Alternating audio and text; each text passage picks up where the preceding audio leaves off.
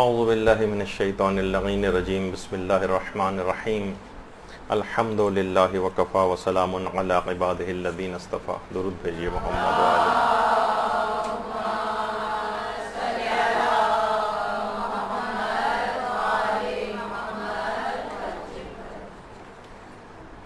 کیونکہ آج سے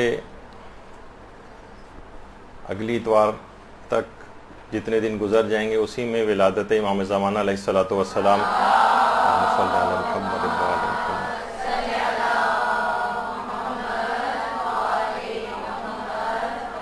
گزر چکی ہوگی. اس بنا پر اس پروگرام کو پہلے ہی سے کرنے کا ارادہ ہوا.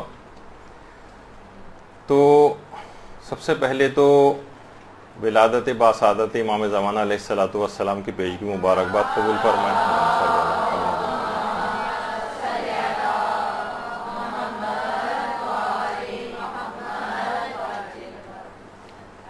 اور دیکھیے جو 15 شعبان امام زمانہ علیہ السلام کی ولادت، اس میں ہم جشن اور خوشی کیوں مناتے ہیں؟ دیکھیے رمضان مکمل ہوتا ہے تو عید الفطر کا جشن اور خوشی منائی جاتی ہے. حج مکمل ہوتا ہے تو عید قربان کی خوشی منائی جاتی ہے. جب دین مکمل ہوتا ہے تو عید غدیر کی خوشی منائی جاتی ہے. اب جس شخصیت کے آنے پر غدیر مکمل ہوگی اس دن کو 15 شعبان کا جشن منایا جاتا ہے. اللہم صلی علی محمد.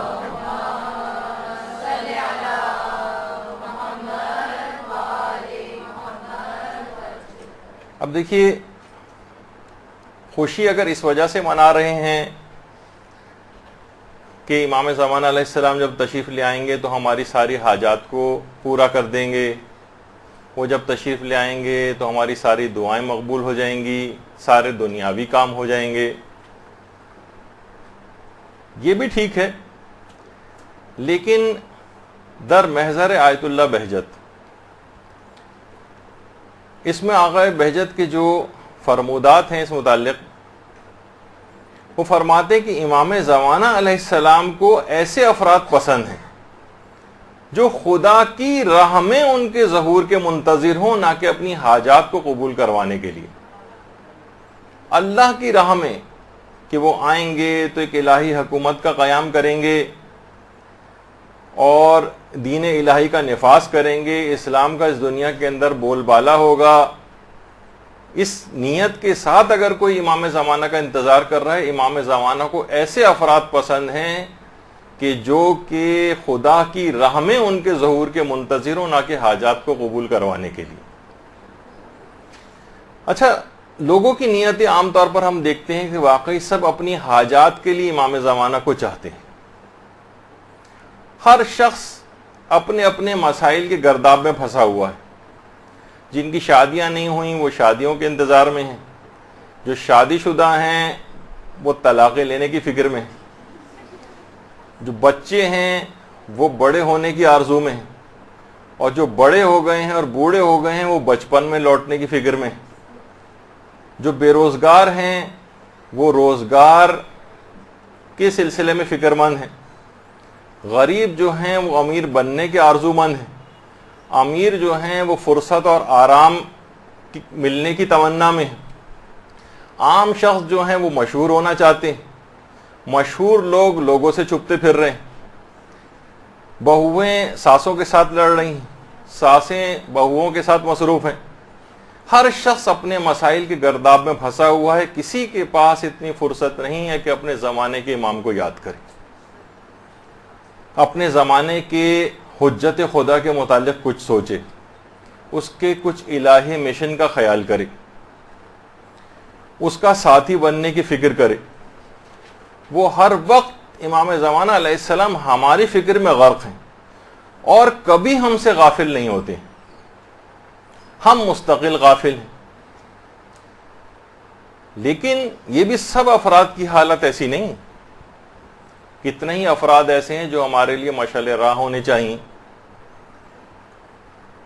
ایسے افراد اب بھی موجود ہیں جو روزانہ امام زمانہ علیہ السلام کو سلام کرتے ہیں اور ان سے جواب سلام پاتے ہیں. آج بھی اللہم صلی علی محمد وعلی محمد روزانہ کی عادت بنائیے کہ امام زمانہ علیہ السلام کو روزانہ سلام کرنا ہے، کیونکہ جواب سلام ضرور آتا ہے، خواہ آپ کو سنائی دے یا سنائی نہ دے. باقاعدہ جو کتاب زمزم عرفان کے نام سے آقا رے شاہری نے لکھی اور آیت اللہ بہجت کے تمام حالات اس کے اندر جمع کیے ہیں، اس میں آیت اللہ بہجت فرماتے ہیں کہ ایک تاجر تھے جو مشہد میں قیام پذیر تھے، اور وہ جو تھے آیت اللہ حسین قمی کے بڑے قریب تھے. اچھا، جس جگہ وہ رہائش پذیر تھے مشہد میں، وہاں ان کے کمرے کی کھڑکی سے روضہ امام رضا علیہ الصلوۃ والسلام نظر آتا تھا. اللہم صلی علی محمد.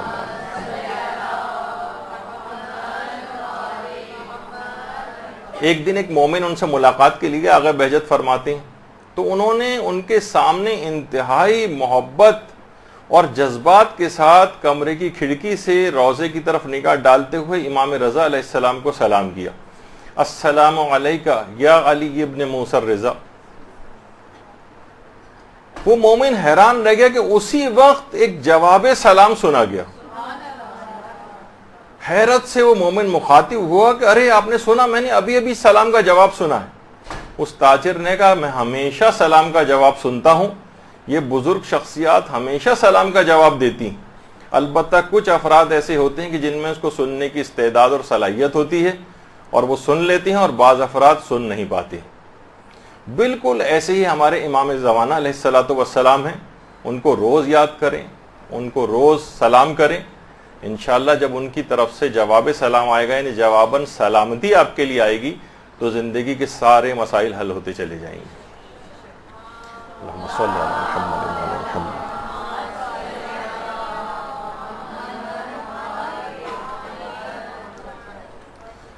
اچھا، اب دیکھیے، ہر وقت کوشش کریں کہ ایسے طریقہ کار کے اوپر عمل کریں جس سے ہمیشہ امام زمانہ علیہ السلام یاد رہے. اچھا، اب یاد رکھنے کے بہت سے طریقے لوگوں نے خود سے بنائے ہوئے ہیں، آپ بھی کوئی بھی طریقہ ایجاد کر سکتی ہیں کہ بس کوئی بھی ایسا طریقہ جس سے آپ کو ہمیشہ ان کی یاد باقی رہے. ایک صاحب کہتے ہیں کہ ایک دفعہ میں کسی شخص کے گھر گیا ان کی شادی کے بعد، تو دیکھا کہ ایک کمرے میں ایک بہت بڑا سا فریم انہوں نے لگایا ہوا ہے جو کہ بالکل خالی ہے اور اس میں کوئی تصویر نہیں. کوئی آج تک ایسا گھر نہیں ہوتا کہ جس کے اندر مثلا خالی فریم لگا ہوا ہو. پوچھا یہ کیا خالی تصویر، یعنی خالی فریم، اس میں کوئی تصویر نہیں؟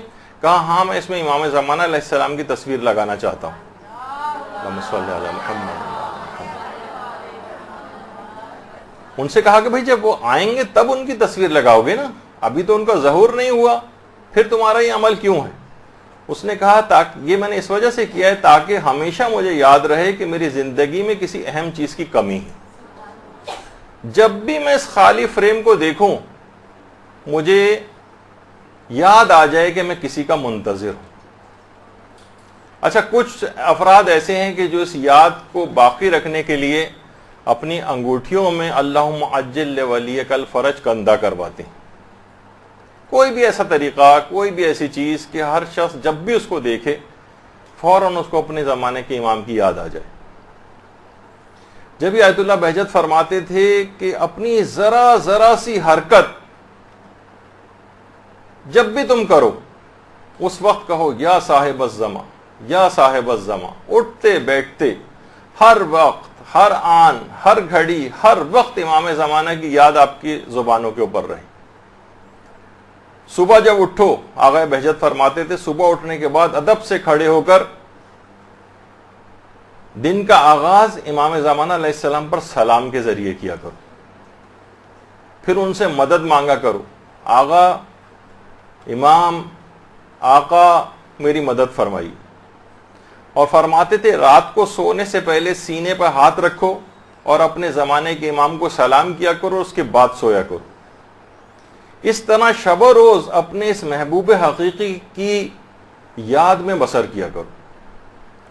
اگر تم نے ایسا کیا، بہت اہم جملہ آقا بہجت نے فرمایا، اگر تم نے ایسا کیا، جیسے کہ انہوں نے ابھی بتایا کہ صبح اٹھنے کے بعد ادب سے کھڑے ہو کر دن کا آغاز امام زمانہ پہ سلام سے کرو، ان سے مدد مانگو، رات کو سونے سے پہلے سینے پہ ہاتھ رکھ کے امام زمانہ کو سلام کر کے سو، اس طرح شب و روز اپنے اس محبوب حقیقی کی یاد میں بسر کرو۔ یاد رکھو اگر تم نے ایسا کیا تو جان لو کہ تمہاری زندگی میں شیطان کے لیے کوئی جگہ باقی نہیں رہے گی۔ جو ہر وقت اپنے زمانے کی امام کی اس طرح سے یاد میں کھویا رہے، ایسی برکتیں اور ایسی شیل اس کے اطراف میں آ جائے گی کہ شیطان کو اس کی زندگی میں قدم جمانے کا کہیں موقع نہیں مل سکے۔ یا صاحب الزمان، اچھا دیکھیں کہ امام کو صاحب الزمان یا صاحب الزمان کیوں کہتے ہیں؟ دیکھیں ہر شخص پر سین و سال کا تو اثر ہوتا ہے، کوئی شخص بچہ ہوتا ہے، پھر جوان ہوتا ہے، پھر بوڑھا ہوتا ہے، پھر مزید بوڑھا ہوتا ہے۔ آیت اللہ وحید خراسانی نے بڑی عجیب بات اس میں بتائی، کہا کہ دیکھیے امام مہدی امام زمانہ ہے، یعنی پورے زمانے کے امام ہیں، فقط اہل زمانہ کے امام نہیں ہیں، وہ زمانے کے امام ہیں۔ اس لیے کہ جو شخص خود زمانے کا امام ہو اس کو یہ زمانہ کیسے بوڑھا کر سکتا ہے؟ اہل زمانہ کے امام نہیں ہیں، زمانے کے امام ہیں، تو جو خود زمانے کا امام ہو اس کے اوپر یہ سین و سال اثر نہیں کرتے، اس پر یہ ٹائم وغیرہ جو ہے وہ اپنا اثر انداز نہیں ہوتا ہے۔ اسی بنا پر ان کو صاحب الزماں کہا جاتا ہے۔ افق حوضہ کے نام سے ایک ہفت روزہ میں نکلتا ہے، اس میں باقاعدہ آیت اللہ بہجت سے، اگرچہ آیت اللہ بہجت بہت واضح طور پر نہیں کہتے تھے کہ میری امام زمانہ سے براہ راست کوئی ملاقات ہوئی، اشاروں کرائیوں میں البتہ کہتے تھے یہ بات، کہتے تھے میں نے 40 مرتبہ نیند میں یا نیند جیسے عالم میں، جسے تقریباً مکاشفہ کہتے ہیں، امام زمانہ علیہ السلام کی زیارت کی ہے اور ان کی خدمت میں حاضری کا شرف حاصل کیا۔ 40 مرتبہ، اور فرماتے ہیں کہ 2 مرتبہ میں نے حضرت حجت کو ان کی اصل عمر میں دیکھا ہے، یعنی 1000 سال سے زائد عمر میں۔ باقاعدہ زمزم عرفان میں بھی یہ بات ہے کہ آیت اللہ بہجت فرماتے تھے کہ جو حضرت حجت کا سچا عاشق ہوتا ہے، خواہ وہ بیداری میں ان کو نہ دیکھ سکے، ان کی زیارت نہ کر سکے، لیکن پوری زندگی میں کم سے کم 1 مرتبہ خواب میں ضرور ان کو دیکھ لیتا ہے۔ بس ان کا ایک سچا عاشق ہونا ضروری ہے، اور دوسرا اس سے زیادہ اس کے اندر تڑپ بھی ہونا چاہیے امام زمانہ علیہ السلام کی زیارت کی۔ اگر کوئی تڑپ ہی نہیں ہے، کوئی شوق ہی نہیں ہے، کوئی ولولہ ہی نہیں ہے، دیکھنے میں کوئی انٹرسٹڈ ہی نہیں ہے، تو ظاہر ہے کہ اس کو پھر زیارت کا شرف نہیں ملے گا۔ جتنی تڑپ ہوگی اتنی ہی زیادہ اس کے امکانات ہوں گے کہ اس کو امام زمانہ علیہ السلام یا تو براہ راست دیکھ سکے وہ، یا کم سے کم 1 مرتبہ خواب کی حالت میں تو ضرور اس کو زیارت ہو جائے گی۔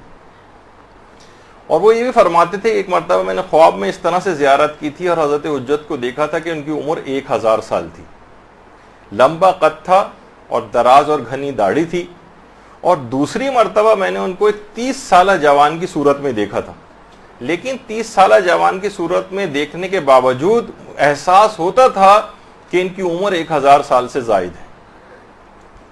تو کوئی بھی طریقہ کار امام زمانہ علیہ السلام کو سلام کرنے کا، جیسے آپ نے دیکھا کہ انہوں نے اپنی تصویر لگائی ہوئی تھی، انگوٹھی پہ لکھ کے لگایا ہوا تھا، ہر وقت ایسی چیزیں، جب علماء کہتے ہیں کہ امام زمانہ کی یاد کا ایک طریقہ یہ بھی ہے کہ آپ اپنی اولادوں کے نام امام زمانہ علیہ السلام کے نام پر رکھیں، ان کے القابات کے اوپر رکھیں ان کے نام، اسی طرح سے اپنے اداروں کے نام ان کے نام پر رکھیں، اور خدا کا شکر ہے کہ آپ جس ادارے کے اندر اس وقت ہیں یہ بھی انہی کے نام نامی کے ساتھ مدرسۃ القائم کے نام سے امام زمانہ کا ہی ایک لقب ہے، اس لحاظ سے یہ سعادت حاصل ہوئی ہے۔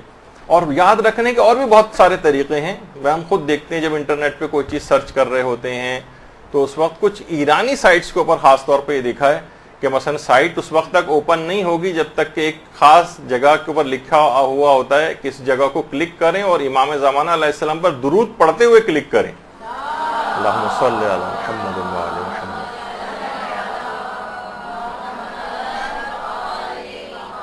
اس کے بعد وہ سائٹ اوپن ہوتی, اس کے بعد وہ سائٹ کھلتی. اور کون ایسا ہوگا جو اس چیز کو پڑھے گا اور مومن ہوگا اور وہ درود اس وقت نہ پڑھے؟ تو اس کو کلک کرتے ہوئے درود پڑھتا ہے اور اس کے بعد وہ سائٹ کھل جاتی, پھر جہاں اسے چاہے وہ چلا جائے. تو اس طرح سے یاد دہانی کے لیے, ان کو یاد رکھنے کے لیے لوگوں نے مختلف طریقے بنائے ہوئے ہیں.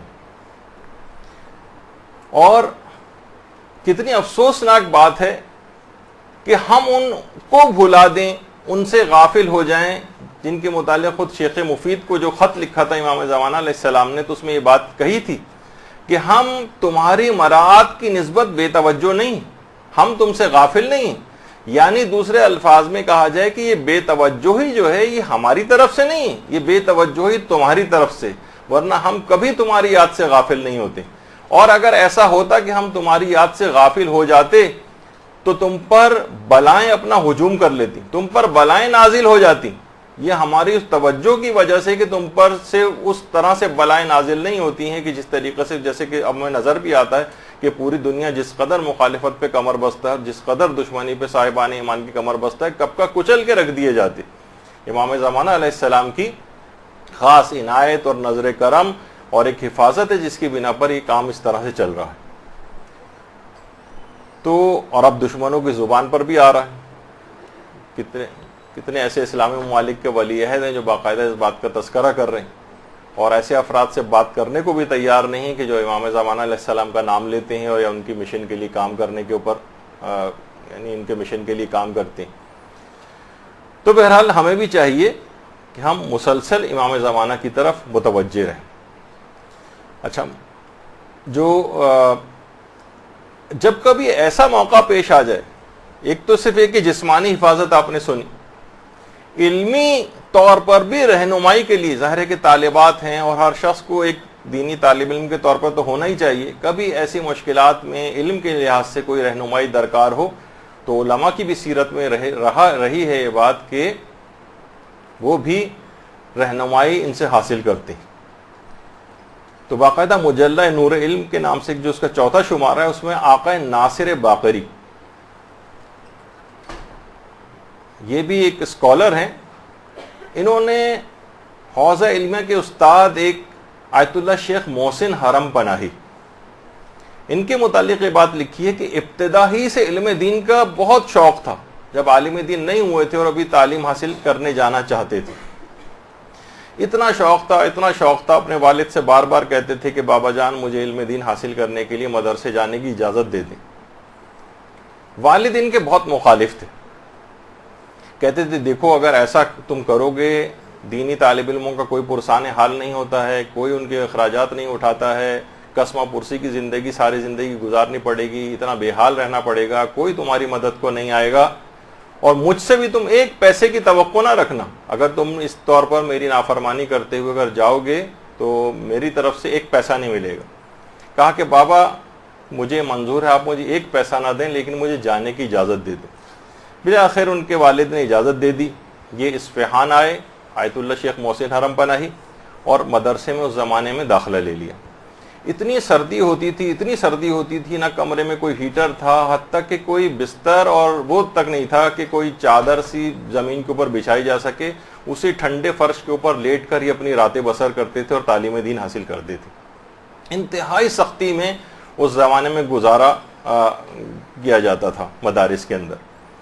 اور آج تو ہم 10 اے سی بھی لگے ہوتے ہیں اور اس کے بعد بھی کوئی پڑھنے کو تیار نہیں ہوتا ہے. تو والد, ایک دن کیا ہوا, والد نے ایسی سرپرائز وزٹ کیا ان کے مدرسے کہ دیکھو ذرا میرے بیٹے کی کیا حالت ہے, پیسہ تو میں بھیجتا نہیں ہوں اس کو, کوئی کیسے گزارا کر رہا ہے. تو دیکھا کہ واقعتاً زمین کے اوپر بیٹھے ہوئے ہیں, نہ کوئی چادر ہے نہ کچھ ہے, اسی کے اوپر ٹھنڈی زمین کے اوپر بیٹھ کے پڑھتے ہیں. کہا بیٹا میں کہتا نہیں تھا تم کو کہ دیکھو علم دین حاصل کرنا, دینی طالب علم نہ بننا کبھی بھی, ورنہ یہ بھوک افلاس اور محرومیت کی تمہارے دامن گیر رہے گی اور کوئی پرسان حال نہیں ہوگا, کوئی تمہاری مدد نہ کرے گا. والد ڈانٹ ڈپٹ کے چلے گئے، یہ سخت متاثر ہوئے اور بے ساختہ رو کر اپنے زمانے کے امام کو پکارا، کہا کہ مولا امام زمانہ علیہ السلام میری مدد فرمائیے تاکہ یہ نہ کہا جا سکے کہ تمہارا کوئی مولا نہیں، ان دینی طالب علموں کا کوئی مولا نہیں۔ کہہ رہے ہیں ابھی چند، خود آیت اللہ شیخ محسن حرم پناہی کہتے ہیں چند منٹ نہیں گزرے تھے کہ دروازے کے اوپر دستک ہوئی، یہ دروازے پر گئے تو دیکھا کہ نورانی شخصیت دروازے پر کھڑی ہوئی ہے،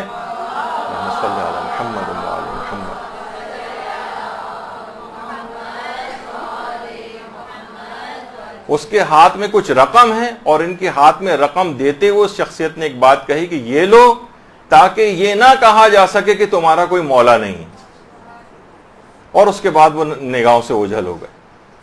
تو ہر لحاظ سے مدد، طالب علموں کے لحاظ سے مدد، علمی لحاظ سے بھی مدد کی آپ بہت ساری مثالیں سنیں گے، بس انسان کو تڑپ ہونی چاہیے، ان کی یاد ہونی چاہیے، کس طرح سے تڑپ کر اپنے زمانے کے امام کو پکارا، اور اس کے بعد آیت اللہ شیخ محسن حرم پناہی نے اس کا نتیجہ دیکھا کہ امام کیسے۔ تو یہ جو افراد ہیں اتنا یاد کریں، اتنا یاد کریں اپنے زمانے کے امام کو، جو کہ تقاضا ہے، جس اعتبار سے غفلت ہے۔ یقین کیجئے کہ لوگ صرف ایک زبانی کلامی کے طور پر کیونکہ زیارات کے اندر رائج ہو گئے تو اس وجہ سے کچھ موقعوں پر ان کا نام لے لیتے ہیں، یا جشن وشن کے کچھ پروگراموں میں ان کا نام آ جاتا ہے، ورنہ اصلاً ان کی یاد سے دل خالی ہو چکے۔ آیت اللہ شیخ ابراہیم صاحب الزماں، آیت اللہ شیخ ابراہیم صاحب الزمانی تبریزی ان کا نام تھا۔ یہ کئی برس تک سامرہ میں خود مقام امام زمانہ علیہ السلام جو ہے یہ وہاں پر رہائش پذیر تھے۔ اس قدر امام زمانہ علیہ السلام کو یاد کرتے تھے، اس قدر یاد کرتے تھے، ہر آن، ہر گھڑی، ہر وقت اٹھتے بیٹھتے چلتے پھرتے کھاتے پیتے باتیں کرتے ہوئے لوگوں سے درمیان میں، کہ ان کا نام ہی پڑ گیا تھا صاحب الزمانی، لقب اسی نام سے یاد کیے جاتے تھے۔ آیت اللہ شیخ ابراہیم نام تھا ان کا، لیکن صاحب الزمانی کے نام سے یاد کیے جاتے تھے۔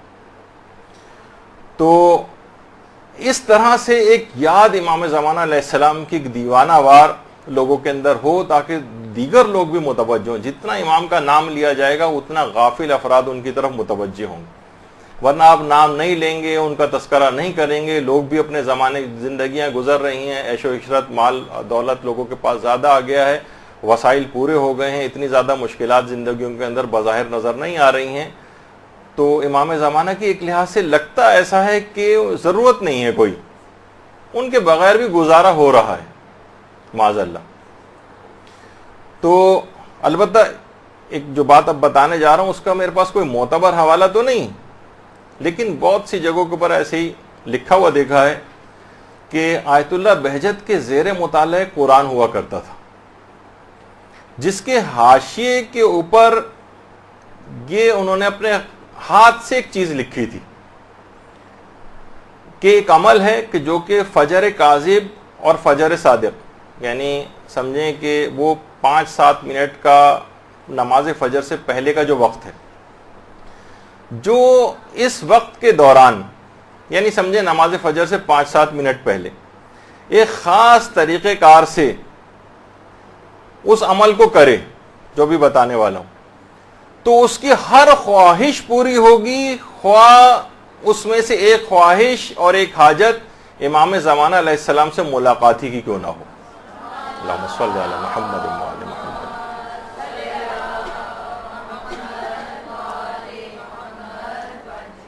آیت اللہ بہجت نے اپنے ہاتھ سے قرآن کے حاشیے پہ وہ عمل لکھا ہوا تھا یاد دہانی کے لیے، اور وہ یہ تھا کہ 14 مرتبہ درود پڑھا جائے، اس کے بعد 40 مرتبہ یا صاحب الزماں ادرکنی یہ کہا جائے، اور پھر 14 مرتبہ درود پڑھا جائے، یعنی 14 مرتبہ اول و آخر درود اور 40 مرتبہ درمیان میں یا صاحب الزماں ادرکنی۔ اس کی ہر خواہش پوری ہوگی، جن میں سے ایک خواہش اگر وہ یہ بھی کرے کہ میری امام زمانہ علیہ السلام سے ملاقات ہو جائے، تو یہ خواہش بھی اس کی پوری ہو جائے گی۔ فجر کی نماز کے اول وقت سے 5-7 منٹ پہلے کا جو ٹائم، یعنی صبح کاذب سے لے کر صبح صادق کے درمیانی ٹائم میں اگر اس عمل کو کرے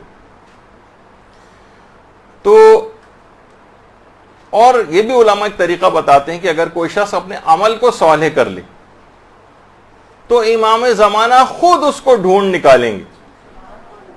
اپنا تم عمل تو صالح کر لو, اپنا عمل تو نیک کر لو, ان کے احکام کے مطابق زندگی تو گزارو, تمہیں امام زمانہ کو تلاش کرنے کی نوبت نہیں آئے گی. امام زمانہ علیہ السلام تم کو خود ڈھونڈ کر تمہارے پاس پہنچ جائیں گے.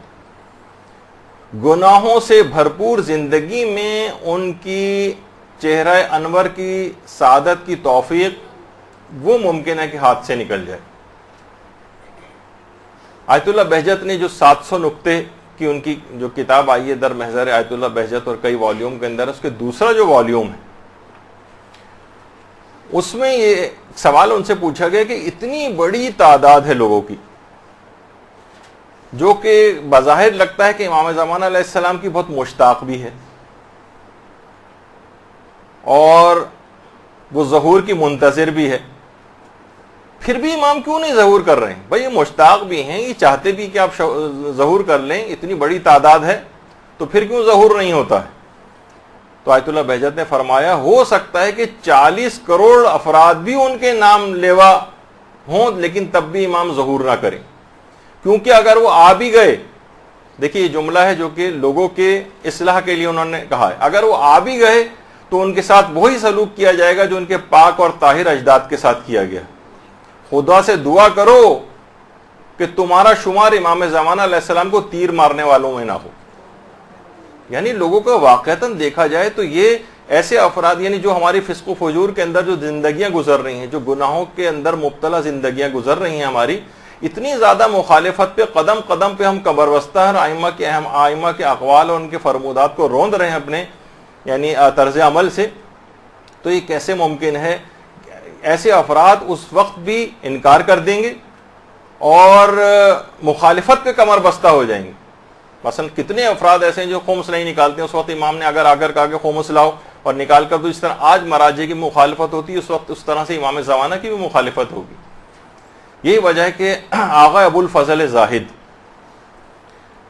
یہ بہت ہی پر اثر ان کا بیان ہوتا تھا اور رفع میں شامل ہے. لوگوں سے کہتے تھے کہ ارے لوگ تمہیں علماء یہ کہتے ہیں کہ تم ان کے ظہور کی دعا کرو, ظہور کی دعا کرو, میں کہتا ہوں کہ خدا کے لیے ان کے ظہور کی دعا نہ کرنا. یعنی لوگوں کو سمجھانے کے لیے معذاللہ روک نہیں تھے, ایک طریقہ تھا ان کا. کہتے تھے کیا بغیر تیاری کے بلا کر انہیں شہید کروانا چاہتے ہو یا تم خود ان کی تلوار سے قتل ہونا چاہتے ہو؟ یعنی یہ فسق و فجور اور یہ حرام والی زندگیوں کے اندر, تو اس کے اندر تو امام زمانہ بھی آئیں گے تو تم پر سزا جاری کریں گے. اپنے آپ کو تیار تو کر لو, اپنے آپ کو کچھ بنا تو لو تاکہ تم ان کی حفاظت بھی کر سکو. اتنی بڑی تعداد صالح افراد کی تیار کرو, پھر ان کو بلاؤ. تو جو ہر وقت بلا رہے ہو اور تیاری تمہاری ہے نہیں, تو یا تو تم ان کو نقصان پہنچا دو گے یا اپنے آپ کو نقصان پہنچا لو گے. تو لہٰذا پہلے مکمل تیاری کرو اور اس کے بعد پھر کہنا کہ الاجل کہ امام تشریف لائیے. صرف قصیدے وغیرہ پڑھنے سے اس چیز کا پیٹ نہیں بھرے گا کہ آپ نے وہ ریکوائرمنٹ پوری کر لی ہے, اس کے لیے عمل کو بہتر بنانا پڑے گا. تو آیت اللہ بہجت سے ایک سوال یہ بھی کیا گیا کہ کیا کوئی گناہگار شخص امام زمانہ علیہ السلام کی زیارت کر سکتا ہے؟ چلے ہم بڑے گناہگار ہیں, بڑے فاسق و فاجر ہیں, لیکن پھر بھی دل میں ایک تڑپ, ایک محبت, ایک زیارت کا شوق تو پایا جاتا ہے نا. تو آیت اللہ بہجت نے پھر دیکھیے وہی متوجہ کیا, کہا کہ زیارت کا کیا ہے؟ اپنے زمانے کے امام کو تو شمر بھی دیکھ رہا تھا, شمر نہیں دیکھ رہا تھا, وہ زیارت نہیں کر رہا تھا امام کی. تو دیکھ کر تمہیں کیا کرنا ہے جب تک کہ امام زمانہ تم سے راضی نہ ہو جائے. یہ کیسے ممکن ہے کہ ان کے ارشادات, ان کی شریعت اور ان کے بتائے ہوئے احکامات کو تم مسلسل نظر انداز کرو اور اس کی مسلسل مخالفت کرو, اور جب وہ آ جائیں اور ظہور کر لیں تو اچانک سے تم ایک بٹن جس طریقے سے دب جائے تو تم تابعدار بن جاؤ گے؟ ایسا نہیں ہوگا. جو آج ان کی تابعداری کر رہا ہے وہ ان کے ظہور کے بعد بھی ان کا تابعدار ہوگا, اور جو آج ان کی نافرمانی پہ کمر بستہ ہے وہ ان کے ظہور کے بعد بھی ان کی نافرمانی پہ کمر بستہ ہوگا. اور اس لحاظ سے دیکھا جائے تو علماء فرماتے ہیں کہ ذمہ داریوں کے اعتبار سے ظہور اور غیبت میں کوئی فرق نہیں. یہ تو نہیں ہوگا کہ ٹھیک ہے امام عمل اس وقت صحیح اپنا کر لیں گے جب امام زمانہ ظہور کریں گے. نہیں, غیبت اور ظہور, بلکہ غیبت کے اندر جتنا پابندی کے ساتھ اس کا اجر و ثواب بھی بہت زیادہ ہے اور اس کی اس کی اہمیت بھی بہت زیادہ ہے کہ غیبت کے اندر اپنے عمل کو صحیح کرنا. تو ظہور اور غیبت میں اس لحاظ سے کوئی فرق نہیں. اور لوگ کہتے ہیں بھائی ان کی زیارت ہوگی ان کی، تو اس زمانے میں بھی جب امام زمانہ علیہ السلام ظہور کر لیں گے تو کون سا پوری دنیا میں 5-6 ارب افراد تو کم سے کم ہوں گے. کون 5-6 افراد روزانہ کے بنیاد پر ان کی خدمتوں میں ہر وقت رہیں گے. جس زمانے میں ائمہ معصومین موجود تھے اور دیگر ائمہ زمین کے اوپر، کتنے دیگر شہروں میں مومنین ایسے ہوتے جو ساری زندگی میں ایک دفعہ بھی امام کو نہیں دیکھ پائے تھے. دوسرے ملکوں میں رہنے والے مومنین ایک دفعہ بھی امام کو نہیں دیکھ پائے تھے. امام زمانہ علیہ السلام ظہور فرما بھی لیں تو ہو سکتا ہے آپ کو ٹی وی اور دیگر ذرائع سے ان کی زیارت ملے، ہر وقت ان کی خدمت میں پہنچنا بھی ہر ایک کے لیے ممکن نہ ہو. تو اس زمانے میں بھی عمل ویسے ہی کرنا ہے، اپنا آپ کو اپنے عمل کو نیک بنانا ہے جس طریقے سے امام زمانہ چاہے آنکھوں کے سامنے ہوں یا آنکھوں سے غائب ہوں. جس وقت وہ ظہور بھی کر لیں گے تب بھی ہر وقت آنکھوں کے سامنے کہاں آپ کے رہیں گے، نہ آپ سے ملاقاتیں ان کی ہوں گی. تو اس لحاظ سے اس بات کی بڑی اہمیت ہے کہ اپنے عمل کو انسان بہتر بنائے اور اس بات کا انتظار فقط نہ کرتا رہے کہ امام زمانہ جب آئیں گے اور ظہور کریں گے تو پھر دیکھا جائے گا اور پھر ہم اپنے عمل کو اچھا بنا لیں گے. نہیں، ایسا نہیں. اور یہی وجہ ہے کہ علماء فرماتے ہیں کہ اللہ سے تعلق اور ارتباط کا طریقہ اصلاً امام زمانہ علیہ السلام کی اطاعت ہے. جتنی ان کی اطاعت بڑھے گی اتنا ہی کہا جائے گا کہ آپ کا اللہ سے تعلق جو ہے وہ بڑھے گا. اب اپنے زمانے کے امام کو آخر کیسے راضی کریں، طریقہ کار کیا ہے؟ تو در محضر آیت اللہ بہجت، اس کے اندر آیت اللہ بہجت ایک بڑی عجیب بات کہتے تھے کہ دین کے واجبات پر عمل کرتے جاؤ، نیند کے وقت تمہیں یہ سمجھ آ جائے گا کہ امام تمہارے کس کام سے راضی ہیں اور کس کام سے راضی نہیں. ایک دفعہ تم مکمل طور پر اپنی زندگی کو واجبات کے سانچے میں ڈھال لو، یعنی سارے واجبات اپنے پورے کرتے چلے جاؤ، تمہیں خود ہی نیند کے وقت پتہ چل جائے گا.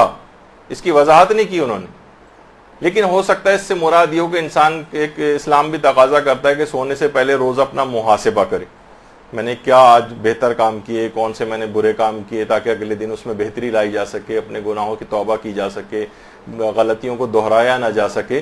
ممکن ہے کہ محاسبے کی طرف اشارہ ہو، لیکن بہرحال کہا کہ واجبات پر عمل کرتے جاؤ اور ایک وقت ایسا آئے گا کہ نیند کے وقت تمہیں خود پتہ چل جائے گا کہ امام زمانہ علیہ السلام تمہارے کس کام سے راضی ہیں اور کس کام سے راضی نہیں. آیت اللہ سید محمد صادق روحانی موجودہ حیات مراجع میں سے ایک ہیں قم میں. ان سے بھی ایک سوال پوچھا گیا کہ آپ یہ بتائیے کہ امام زمانہ علیہ السلام کو راضی کرنے کا طریقہ کار کیا ہے، کیسے ہم راضی کریں.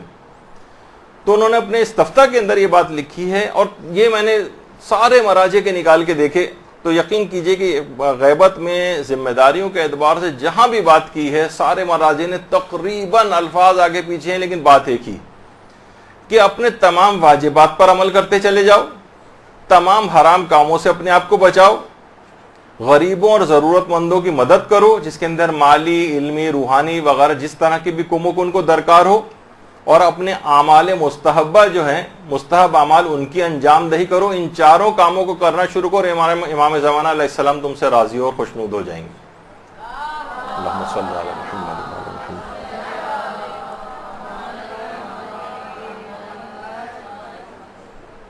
اور یہی آیت اللہ صادق روحانی، ان سے ایک دفعہ یہی پوچھا گیا کہ امام زمانہ علیہ السلام کے سب سے زیادہ قریب ہونے کی راہ کیا ہے،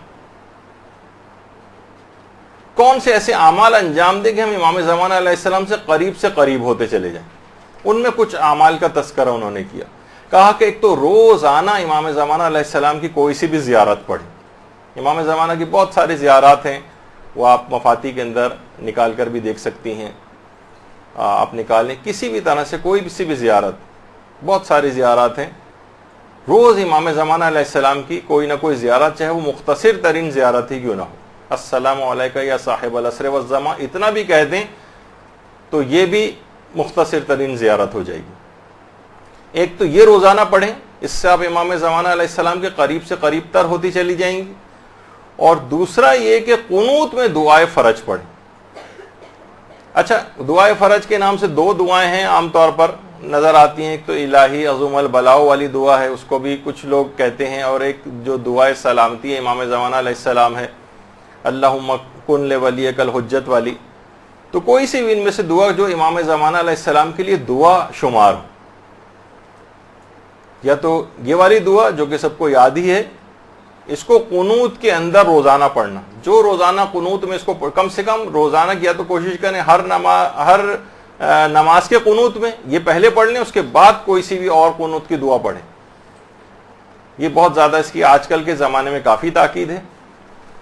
ورنہ مختصر ترین جو اللہم کن لولیک اللہم عجل لولیک الفرج، یہ والی جو مختصر ترین ہے یہ بھی پڑھ سکتے ہیں.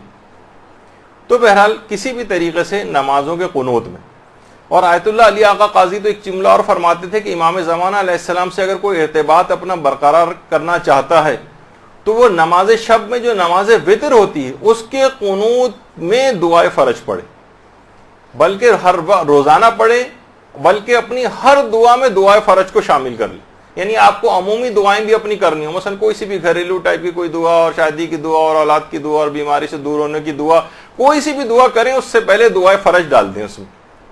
اس دعائے فرج کی برکت سے امام زمانہ علیہ السلام کے لیے دعا کر رہے ہیں، وہ تو پروردگار کو قبول کرنی، اس میں تو تمام موانعات مفقود ہو جاتے ہیں. علماء کہتے ہیں جس وقت امام زمانہ کے لیے آپ دعا کرتی ہیں نا تو تمام رکاوٹیں جو دعا کی قبولیت میں بنتی ہیں، مانع ہوتی ہیں، وہ ساری کی ساری رکاوٹیں دور ہو جاتی ہیں امام کے لیے دعا کرنے کے نتیجے. اور خدا کی ذات اس بات سے بہت زیادہ کہیں زیادہ کریم ہے کہ وہ امام زمانہ کے لیے کی گئی دعا کو تو قبول کر لے، اور جو اس کے ساتھ لگی ہوئی دعا ہے اس کو رد کر دے. بہت مشکل ہے، پروردگار کی صفت کریمیت جو ہے اس سے بہت بعید ہے یہ بات. تو یہ والی دعا ہر دعا کے ساتھ اس کو لگا لیں. تو فرماتے ہیں کہ اس طرح سے آپ امام زمانہ علیہ السلام کے بہت قریب ہوتے چلے جائیں گے. اور آیت اللہ صادق روحانی ایک بات اور فرماتے ہیں، وہ یہ فرماتے ہیں کہ اپنے اعمال اور اپنی عبادات کو مستقل طور پر حضرت حجت کو ہدیہ کرنے کی عادت ڈال لیں. یہ حضرت حجت سے قریب ہونے کا بہت بہترین ذریعہ. اور اگر آپ نے فرماتے ہیں کہ اگر آپ نے اس کی عادت ڈال لی تو کچھ ہی عرصے میں آپ کو خود احساس ہو جائے گا کہ آپ امام زمانہ علیہ السلام کے بہت قریب آ گئے. اپنے اعمال کو، جو بھی آپ اعمال انجام دیتی ہیں نیک اعمال، مثلا آپ نے نماز پڑھی، امام زمانہ کو ہدیہ کر دیا اس کا ثواب. آپ نے روزہ رکھا، چاہے واجب روزہ رکھا چاہے مستحب روزہ رکھا، امام زمانہ علیہ السلام کو ہدیہ کر دی. اور نیت یہ رکھیں کہ مثلا یہ جو میں ہدیہ کر رہے ہوں گے امام زمانہ علیہ السلام، یا اس میں 4 معصومین کو بھی آپ ایڈ کر لیں، شہداء کربلا کو بھی ایڈ کر لیں، اور کہیں کہ نیت دل میں یہ ہو کہ میں ان کو ثواب ہدیہ کر رہی ہوں، اور ان کو ہدیہ کرنے کا بھی جو ثواب ہے، یعنی یہ جو ثواب ہدیہ ان کو کیا، اس میں ان کی بارگاہ سے جو ثواب اور فائدے مجھے ملیں گے وہ میں اس کو تمام کائنات کے شیعوں کے اوپر، اپنے مرحوم رشتہ داروں پر، سب کے اوپر میں اس کو تقسیم کرتی ہوں. اللہم صلی علی محمد.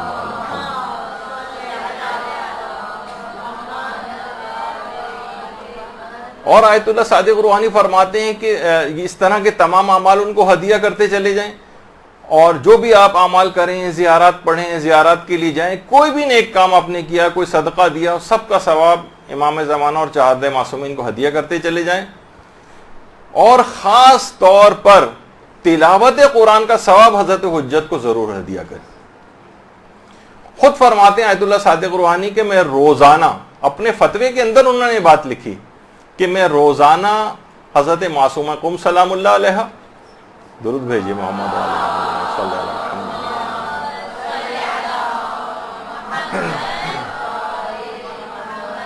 اور امام رضا علیہ الصلوۃ والسلام،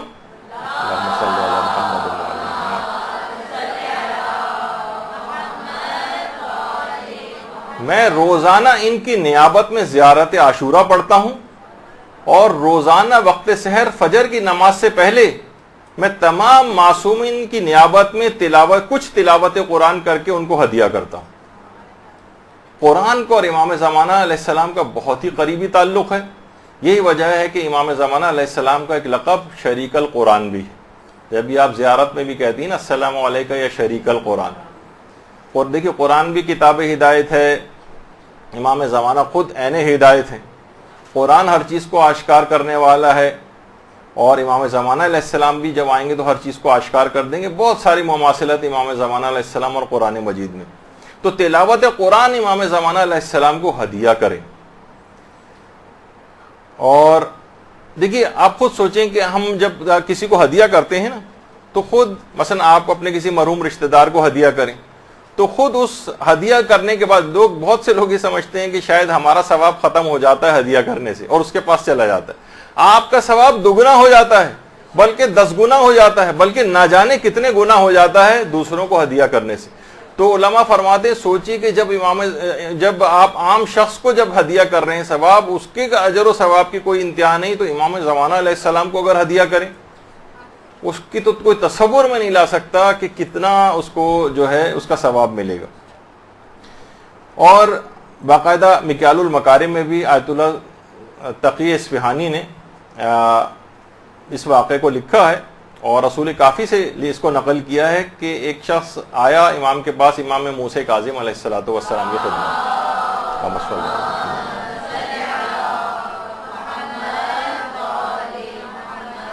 کہا کہ مولا میں ہر ایک پورا قرآن ختم کر کے ایک معصوم کے نام ہدیہ کرتا ہوں, 14 معصومین کے لیے 14 قرآن, تو اس کا کیا ثواب ہے؟ امام نے فرمایا تم قیامت میں ان ہستیوں کے ساتھ رہو گے. کہنے لگا مولا حیران لگے اتنا زیادہ ثواب. اگر تصور میں لے کر آئیں کہ افضل ترین ہستیوں کے ساتھ کسی کو جنت میں رہائش نصیب ہو جائے, ہر وقت وہ ان کے پڑوس میں رہیں. کہا کہ مولا اتنا زیادہ ثواب؟ امام موسیٰ کاظم علیہ السلام نے روایت میں 3 مرتبہ فرمایا ہاں ہاں ہاں ان کے ساتھ تم جو ہے جنت میں رہو گے. تو جب یہ علماء فرماتے ہیں کہ روزانہ کی بنیاد پر تلاوت قرآن کچھ نہ کچھ جو بھی آپ سے ہو سکے, شعبان میں تو ویسے بھی بہت زیادہ تلاوت قرآن کی تاکید ہے, دستور العمل وغیرہ کے اندر علماء نے بتایا, بہت سے علماء تو ایک پارہ روزانہ کم سے کم صرف شعبان کے مہینے میں ہی ریکمینڈ کرتے ہیں کہ پڑھنا چاہیے, اور رمضان میں تو لوگ ماشاءاللہ سے ویسا قرآن ختم کرتے ہی ہیں. تو اس طرح سے امام زمانہ علیہ السلام کی خدمت. تو یہ بھی آیت اللہ صادق روحانی سے انہوں نے بلکہ اس بات کو ذکر کیا کہ دیکھیے اگرچہ دیدار امام زمانہ علیہ السلام ان کے چہرے کی زیارت بالا ترین افتخار ہے, اس میں کوئی شبہ نہیں, لیکن فرماتے اس سے آگے کی بھی کچھ منزلوں کی طرف مومنین کو جانا چاہیے. مثلا امام کی رضایت حاصل کرنے کی کوشش کرنا, مثلا امام علیہ السلام کی دعائیں لینے کی کوشش کرنا, ایسے اعمال انجام دے کہ امام آپ کو دعا دیں. امام زمانہ علیہ السلام کے الطاف اور عنایات کو حاصل کرنے کی کوشش کرنا, اس کی فکر کرنی چاہیے. اور فرماتے ہیں اس کے لیے لازمی شرط ہے کہ انسان اپنے نفس کو پاکیزہ بنائے, اخلاق حسنہ سے اپنے آپ کو آراستہ کرے, اس کے بغیر اس راہ کو حاصل کرنا بہت مشکل ہے. تو اچھا, پھر ایک سوال آیت اللہ صادق روحانی سے پھر پوچھا گیا کہ آخر یہ کیا اب تک 313 کا عدد پورا نہیں ہوا؟ بہت سے لوگ کہتے ہیں بھائی ہمارا تو اس عمل اس قابل ہے نہیں کہ ہم 313 میں شامل ہو سکیں. تو اتنے 1000 سال سے زائد گزر گئے ہیں, اتنے علماء مجتہدین مراجع آئے ہیں, فوراً لوگ اس چیز کو ان کے خلاف بھی پیش کرتے ہیں کہ اب تک یہ 313 کا عدد پورا نہیں ہوا ہے. تو انہوں نے جواب میں فرمایا کہ ہاں, پھر ان سے ایک اور بھی سوال یہ ہوا کہ اگر بالفرض 313 کا عدد پورا ہو بھی جائے تو یہ کیا یہ کافی ہوں گے کہ پوری دنیا کے مخالفین سے یہ 313 افراد صرف جنگ کریں؟ تو آیت اللہ صادق روحانی نے اس کا جواب دیا کہ دیکھیں یہ لوگوں کی غلط فہمی کہ امام زمانہ علیہ السلام کے بس صرف 313 ہی اصحاب ہوں گے. فرمایا یہ اولین گروہ کی طرف اشارہ ہے, جو امام کی صرف پہلی آواز کے اوپر جو افراد پہنچیں گے وہ انتہائی خاص الخاص افراد ہوں گے, وہ اولین گروہ ہے, اور اس کے بعد روزانہ کی بنیاد پر اس میں بتدریج اضافہ ہوتا چلا جائے گا. تو آپ کو کوشش کرنی چاہیے کہ چلیں, آپ کو یہ ہے نا کہ پہلے دن والے جو پہنچنے والے 313 افراد ہیں ان میں اگر آپ کا شمار نہیں ہو رہا ہے تو اس کے اگلے دن والے میں شمار ہو جائیے, اس سے پرسوں والے اگلے جو دن آئے گا اس میں شمار ہو جائیے, اس کے ایک ہفتے بعد والے میں شمار ہو جائیے. یہ مسلسل بڑھتا چلا جائے گا. 313 افراد تو وہ جرنیل ہیں جو امام زمانہ کی فوج کے کلاس سے سپہ سالار ہیں, اس میں اگر کوئی شخص شامل نہیں ہو سکے تو کوئی بات نہیں, امام زمانہ کو اس کے بعد اور بھی بہت سارے افراد کی ضرورت پیش آئے گی, آپ اس میں شامل ہو جائیے. لیکن یہ اولین گروہ کا تذکرہ ہے, فقط یہ نہیں کہ منحصر ہو گیا یہ عدد یہ کچھ خاص الخاص افراد کے لیے, لیکن عام افراد ان کی فوج وہ بے شمار ہوگی, اس کے اندر شامل ہوا جائے گا. دیکھیے لوگ وہی جیسے اس سے پہلے بات ہو رہی تھی کہ وہ سوچتے ہیں کہ جب امام زمانہ علیہ السلام آئیں گے تو ٹھیک ہے، اس وقت ہم عمل صالح اور نیک بن جائیں گے. اعمال صالحہ کے ساتھ انتظار کرنے کا فائدہ ہے. اور اگر اعمال صالحہ کا انتظار کرتے ہوئے کوشش کریں کہ اس دنیا سے رخصت ہو، انتظار کریں نیک بننے کے ساتھ. تفسیر برہان کے اندر باقاعدہ، جو کہ بحار الانوار کی 36ویں جلد میں بھی یہ روایت موجود ہے، تفسیر برہان میں بھی، کہ ہمارے چھٹے امام، امام جعفر صادق علیہ الصلوۃ والسلام،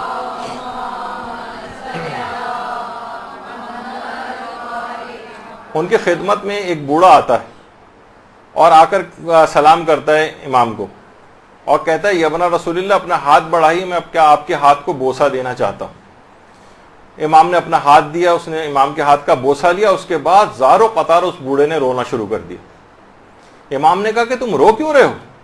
کہا کہ مولا 100 سال سے زائد میری عمر ہو چکی ہے اور میں قائم آل محمد کا انتظار کر رہا ہوں. آئمہ پیغمبر سے لے کر دیگر آئمہ تک مسلسل امام زمانہ کا اتنا ذکر کرتے تھے، اصحاب کے اندر وہ تڑپ پیدا ہو گئی تھی ان کو دیکھنے کی. مولا 100 سال سے زائد میری عمر ہو گئی ہے اور میں قائم آل محمد کا انتظار کر رہا ہوں. میری عمر اتنی زیادہ ہو گئی ہے، میری ہڈیاں کمزور ہو گئی ہیں، میں موت کے قریب پہنچ گیا ہوں اور جس کی آرزو کی تھی اسے نہیں پا سکا ہوں. اور میں یہ بھی دیکھ رہا ہوں کہ آپ شدید مشکلات میں ہیں، آپ کا دشمن خوشحال ہے، لہذا مولا میں کیوں نہ رہوں. امام نے اس کی بات سنی تو خود امام کی آنکھوں میں بھی آنسو آ گئے اور کہا کہ اے مرد بزرگ، اگر تو اس حال میں زندہ رہا اور ہمارے قائم کو دیکھ لیا تو تیرا مرتبہ بہت اعلیٰ ہوگا، اور اگر تجھے موت آ گئی تو روز قیامت تو رسول خدا کے ساتھ محشور ہوگا. اللہم صلی علی محمد.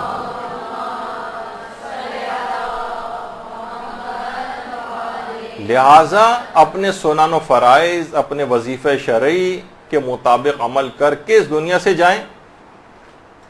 اگر امام زمانہ علیہ السلام نے خدا کے اذن سے ظہور کیا تو انشاءاللہ ان کا دیدار نصیب ہوگا، ورنہ قیامت میں رسول اللہ کی ہمراہی نصیب ہوگی اور انشاءاللہ ان کی ظہور کے بعد رجت میں مومنین کو اٹھایا بھی جائے گا ان کی مدد کے لیے. اچھا دیکھیے، اگر ہم بے عمل ہوں اور ہمیں کوئی راہ نہ مل رہی ہو، بے عمل ہوں اور کوئی راہ نہ مل رہی ہو اور بار بار گناہوں میں مبتلا ہو جاتے ہیں، تو اس کے لیے بھی امام زمانہ علیہ السلام ہی کو پکارے. وہ آپ کی ہر چیز کی اصلاح کر دیں گے. باقاعدہ نجم الثاقب علامہ طبرسی کی جو ہے کہ شیخ مفید نے ایک مرتبہ علمی اشتباہ کیا تھا اور امام نے آ کر اس کو کریکٹ کیا تھا، اصلاح کی تھی ان کی. مجالس المومنین میں قاضی نور اللہ شستری نے لکھا ہے کہ علامہ ہلی نے ایک رات میں وہ پوری کتاب امام زمانہ علیہ السلام نے لکھوا دی تھی اور جس کو اگلے دن ان کو واپس کرنا تھا اور جواب لکھنا تھا. اتنا تفصیل کا موقع نہیں ہے. اور یعنی امام زمانہ اس طرح سے مدد کے لیے فوراً ہر مومن کی مدد کے لیے ہر وقت تیار.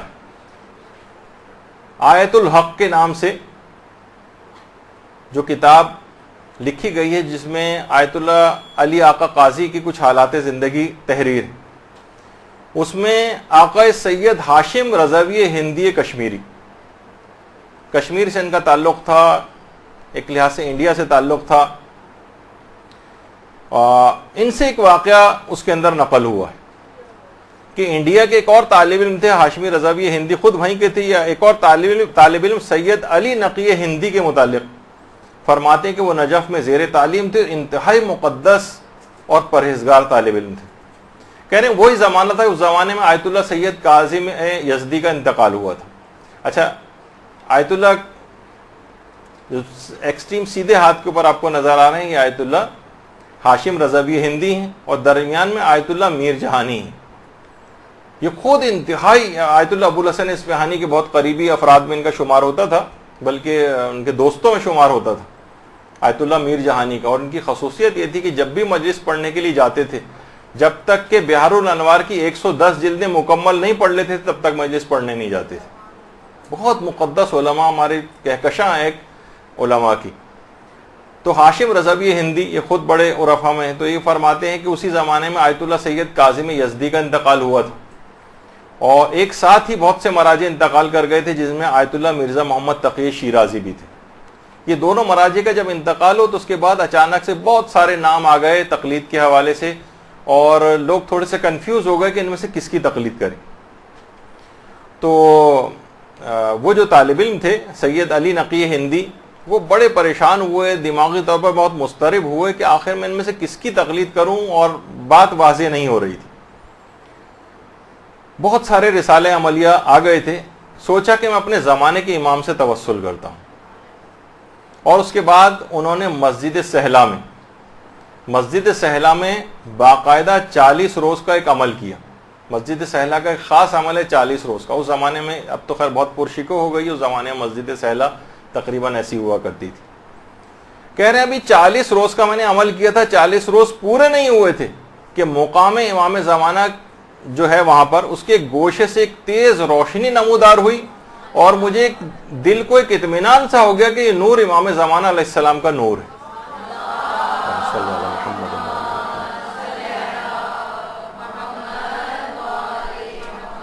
اس نورانی شخصیت نے مجھ سے کہا، اور ایک مسجد سہلا کے ہی ایک گوشے میں بیٹھی ہوئی شخصیت کی طرف اشارہ کیا کہ اس سید کی تقلید میں چلے جاؤ۔ کہہ رہے ہیں میں ان کے پاس، سید علی نقی ہندی کہتے ہیں، میں فوراً بھاگا ہوا ان کے پاس گیا تو دیکھا وہ آیت اللہ سید علی آقا قاضی بیٹھے ہوئے تھے۔ اچھا، کہہ رہے ہیں کہ ان کے دل میں خیال، اچھا طالب علموں کی بہت سی اقسام ہے، اتنی جلدی بہت سی چیزوں کا اعتبار نہیں کرتے۔ کہا کہ یہ ٹھیک ہے، میرے لیے تو یہ سید کا یہ تعارف ہو گیا ہے، لیکن جب تک یہ خود آ کر مجھ سے یہ نہ کہیں تب تک میں یقین نہیں کروں گا، مجھے اطمینان نہیں ہوگا، مجھے مزید اطمینان چاہیے۔ دیکھیے جیسے حضرت ابراہیم نے کہا تھا کہ نہیں مجھے مزید اطمینان چاہیے، یہ ایسا نہیں تھا کہ وہ ان کو اطمینان نہیں تھا، لیکن بہت ساری اس کی وجوہات ہوتی ہیں بعض اوقات۔ اب انہوں نے فوراً مسجد سہلا سے عبادت کے لیے اور عمل کے لیے مسجد کوفہ کا رخ کیا، سید علی نقی ہندی، اور اس زمانے میں مسجد کوفہ، اور وہاں جا کر اعتکاف میں بیٹھ گئے، اور کہا کہ جب تک حضرت حجت کی طرف سے واضح طور پر علی آقا قاضی مجھے خود آ کر نہیں کہیں گے تب تک میں ان کی تقلید میں نہیں جاؤں گا، اور جب تک میں اعتکاف میں مسلسل بیٹھا رہوں گا۔ دیکھیے ایسی تڑپ بھی ہونی چاہیے، ایسا حوصلہ بھی ہونا چاہیے۔ ہم جیسا اگر ہو تو 5-7 دن ہی گزریں گے تو اس کے بعد گھر کی یاد ستانے لگے گی، اور اس کے بعد فوراً اعتکاف توڑ کے ہی نہ آ جائے کہیں وہاں سے، تو یقیناً پھر ہمیں وہ چیزیں بھی حاصل نہیں ہوتی۔ تو کہہ رہے ہیں کہ ابھی میں اعتکاف میں بیٹھا تھا، ابھی چند دن ہی گزرے تھے، اچانک سے ایک روز کسی نے مجھے پیچھے سے نام لے کے پکارا، علی نقی ہندی۔ میں نے مڑ کر دیکھا تو وہ آیت اللہ مرزا سید علی آقا قاضی تھے، اور آیت اللہ علی آقا قاضی خود تشریف لے آئے تھے، اور کہا، میرے پاس آئے اور کان میں آ کے کہا جتنے مسائل فقہ مجھ سے پوچھنے پوچھ لو، میں تم کو اپنا فتویٰ بتاؤں گا۔ میں نے ان سے جتنے بھی مسائل تھے جو ضروری میرے دماغ میں تھے وہ پوچھے۔ اس کے بعد آیت اللہ علی آقا قاضی میرے کان میں کہہ کے چلے گئے کہ ان مسائل کے اوپر عمل کرو، لیکن خبردار اس واقعے کی اطلاع کسی اور کو مت دینا۔ اس کے بعد سید علی، میں نے ان کے مرنے کے بعد، آیت اللہ کے مرنے کے بعد انہوں نے واقعہ دوسروں کو بتایا تھا۔ علی نقی ہندی کہتے ہیں کہ جب تک وہ زندہ رہے میں ان کی تقلید میں رہا، اور انہی سے میں مسائل پوچھنے کے لیے جاتا تھا، یہاں تک کہ جب آیت اللہ علی آقا قاضی کا انتقال ہو گیا تو کہہ رہے ہیں اس کے بعد بھی میری یہ حالت رہی کہ جب بھی کوئی مسئلہ مجھے پیش آتا تھا اور مجھے اس کا حل معلوم نہیں ہوتا تھا، علی آقا قاضی خواب میں آ کر مجھے اس مسئلے کی تعلیم کرتے تھے۔ اللہم صلی علی محمد۔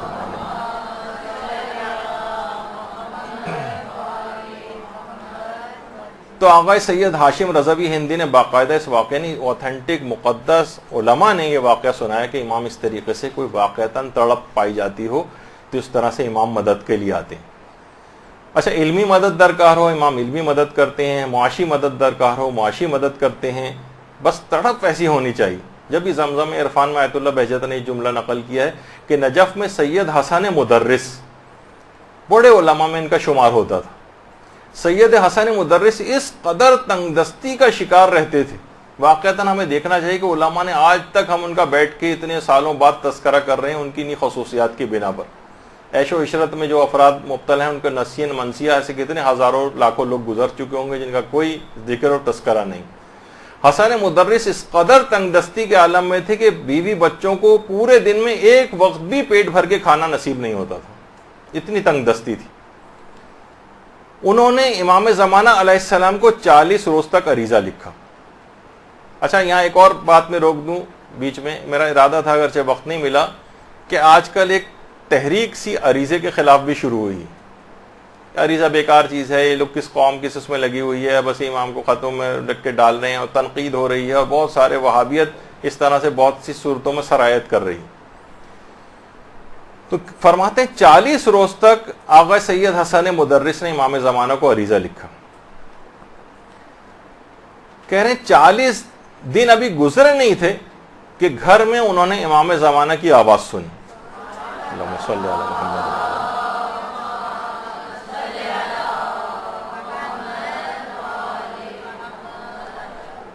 کہ ہم تمہاری یاد سے غافل نہیں ہیں.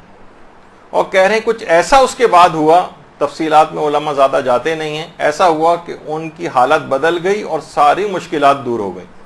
اور یہی والی بات جب آیت اللہ آغا شیخ مرتضی زاہد، یہ خود بڑے عرفاء میں شمار ہوتے ہیں، انہوں نے بہت سارے لوگوں کو جب یہ واقعہ آغا حسن مدرس کا سنایا،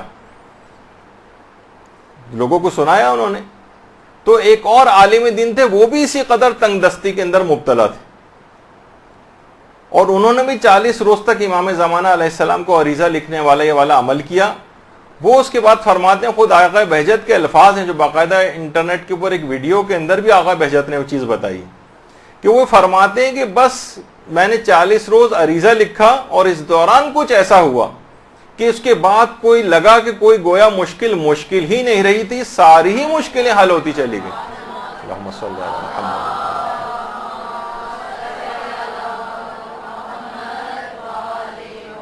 تو ان کی ہدایات کے اوپر عمل کریں، ان کی نصیحتوں کے اوپر عمل کریں، وہ ہم سے کیا چاہتے ہیں. امام نے خود بتایا. میرے پاس آج اتنا وقت بھی نہیں بچا، مسلسل تیز رفتاری کے ساتھ ٹائم نکل رہا ہے.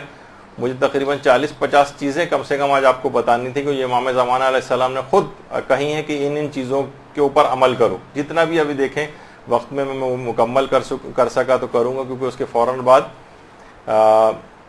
ایک بہت اہم لیکچر ہے جس میں امام زمانہ سے متعلق شبہات کا جواب جو ہے وہ دیے جائیں گے، تو وہ بھی آپ لوگ سنیے گا، وہ بھی بہت اہم ہے. تو مجھے اپنے وقت میں اس کو ختم کرنا ہے.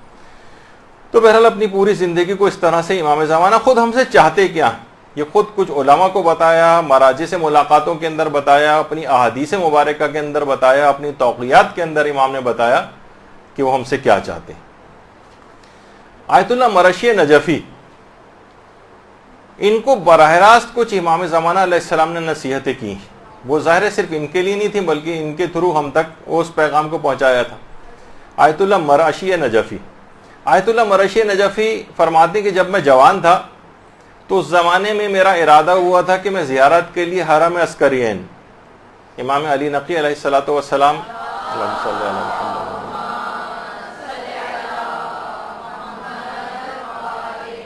اور امام حسن عسکری علیہ الصلوۃ والسلام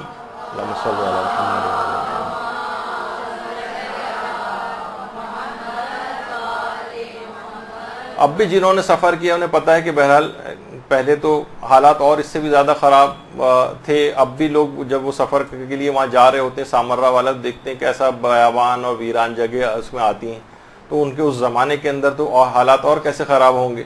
اب تو ماشاءاللہ یہ جو حرم عسکرین ہے، اب تو نئی زری بھی وہاں پر جو ہے وہ لگی ہے، اور اندر جو تو ایک درود بھیجیے محمد علیہ محمد صلی اللہ علیہ وسلم.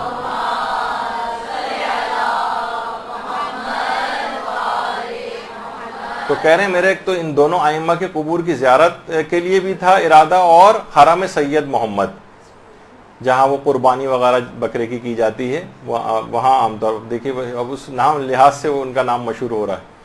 تو بہرحال کہہ رہے ہیں اس طرف جاتے ہوئے میں راستہ بھول گیا، راستہ گم ہو گیا، اور اتنا وقت گزر گیا کہ میری حالت خراب ہو گئی، شدید ترین گرمی تھی، مجھے غش آنے لگے، یہاں تک کہ راستہ نہیں ملا، اور یہاں تک کہ میں بالکل جاں بلب ہو گیا اور مجھے اپنے بچنے کی بھی امید نہیں رہی. آیت اللہ مرشی نجفی فرماتے زندگی سے مایوس ہو گیا. اب واقعہ تفصیلی ہے، میں اس کو مختصر کرتے ہوئے کہہ رہا ہوں کہ پھر اس کے بعد اچانک سے امام زمانہ علیہ الصلوۃ والسلام سے توسل کے بعد اللہم صلی علی محمد امام زمانہ سے ملاقات ہوئی، امام نے ان کو راہ بھی بتائی اور کچھ خاص تاکیدات کی. وہ تاکیدات جو کتاب ہے قبسات، جو سید عادل علوی جو خود ان کے شاگردوں میں سے رہے ہیں، انہوں نے باقاعدہ اس کے اندر اس کو جمع کیا ہے، قبسات کو، قبسات میں وہ سب چیزیں جمع کی ہیں، اور اس کا اردو ترجمہ بھی خورشید فقاہت کے نام سے ہو چکا ہے. یہ اگرچہ کتاب بہت زیادہ اویلیبل مارکیٹ میں نظر نہیں آتی، پرانی کسی کے پاس رکھی ہو، تو کسی کو کوئی انٹرسٹ بھی نہیں ہے، تو اس لحاظ سے کتابیں دوبارہ چھپی بھی نہیں ہیں. تو بہرحال، اور اس کے علاوہ منتخبات ابن العلم میں اور منتقم حقیقی وغیرہ کتابوں میں بھی ان تمام تاکیدات کا جو آقا مرشی کو کی تھیں اس میں اس کا تذکرہ. فرماتے ہیں کہ امام زمانہ علیہ السلام نے خاص طور پر مجھے تلاوت قرآن کرنے کی نصیحت کی، کہا کہ تلاوت قرآن کو لازمی کرو.